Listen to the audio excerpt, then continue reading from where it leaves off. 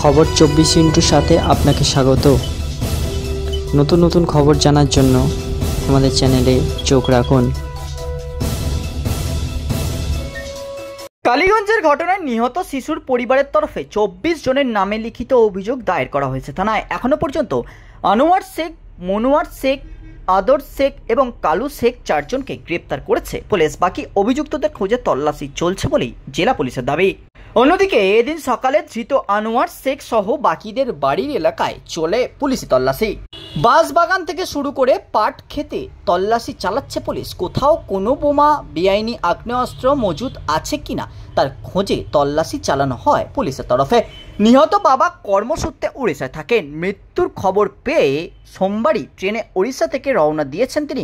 মঙ্গলবার সকালে এসে পৌঁছন। তার অভিযোগ, বিরোধী দল করার জন্য বাড়িতে হামলা, বোমাবাজি করা হয়। পুলিশের ভরসা নেই। মেয়ের বিচারের জন্য আদালত থেকে শুরু করে যতদূর যেতে হয় যাব। প্রসঙ্গত, তৃণমূলের জয়ের কয়েক ঘন্টার মধ্যেই সোমবার ভয়ানক ঘটনা ঘটে নদিয়ার কালীগঞ্জে। বোমার আঘাতে মৃত্যু হয় এক নাবালিকার। অভিযোগ, তৃণমূলের বিজয় উল্লাস থেকেই বোমা ছোড়া হয়, তাতেই ওই নাবালিকার মৃত্যু হয় বলে অভিযোগ।